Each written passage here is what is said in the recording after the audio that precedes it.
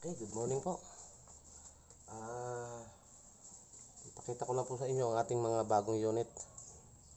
Bali, upgrade na po tayo.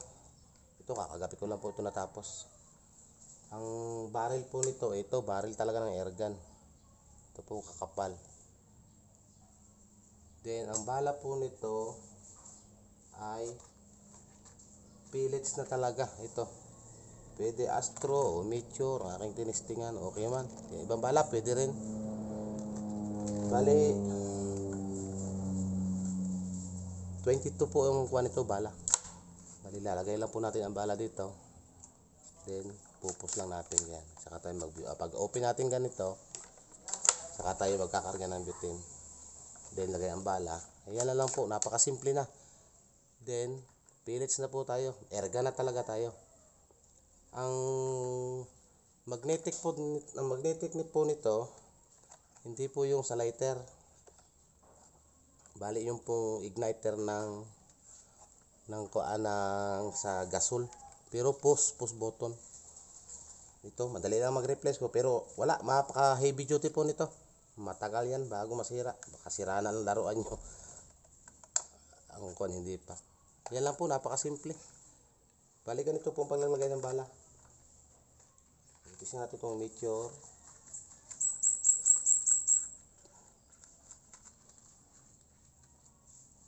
Ito lang, ganito lang po.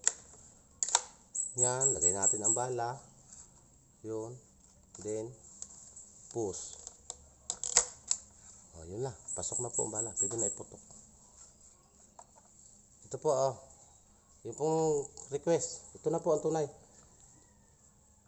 Bali, hindi na po tayo makakabahan na baka tayo mahuli dahil nga po, bala ng ating airgun. Dahil bawal po steel ball.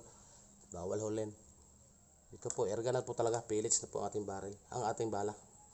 Hindi ang ating pong barrel ay ganito po kakapal. Yan, dahil po yung ating ito, ipinasok po natin sa makapal na aluminum tube. Nasa loob po yun. Kita nyo po yung yun ang brush tube na po ito. Barrel talaga. Then mayroon din po tayong 1.177. Ito po. Ito po ang maraming hindi nakakaalam yung kung ano ba yung 0.177. 0.177 po pag mga international tournament, ito ang ginagamit. Wala pong gumagamit ng 0.22 caliber. Dahil ito po pang long distance. Napakaganda po, long distance talaga. Tsaka accurate po siya dahil nasikip po ang bala sa loob. Masikip ang bala sa barrel. Talagang mai-accurate mo siya ng ayos. Long range, pang long range po. 22 long range din, pero mas long range ang 0.177 kasi nga po maliit. Yan po ang barrel niya, napakaliit po niya. Ito po ang barrel niya. Gaano kalaki ang butas niya.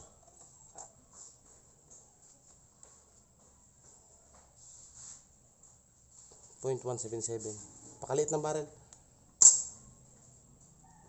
Then ang pagbala po nito, ganito. Ito po ang bala niya. Pellets din, pellets. Ganito lang po dahil nga sa sobra pong liit niya, ginawa ko na lang siya ng loader. Mahirap maglagay ng bala dito. Bali ito lang, ilalagay natin dito. Ito. Yan, maliit na butas. Ito madilim. O, yan po, yan. Ilalagay po natin ang bala dyan. Loob.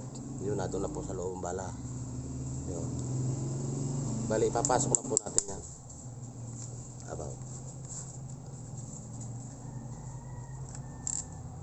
Yun, pasok na po. Then, ipupus lang. Pag push mong ganyan, pasok na po ang bala sa loob. O, pwede na iputok. Napakasikip po ng bala sa loob, sa barrel. Talagang accurate po siya.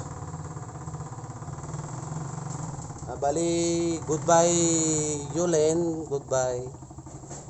Steel ball na po tayo. Ito na po ang product natin ngayon.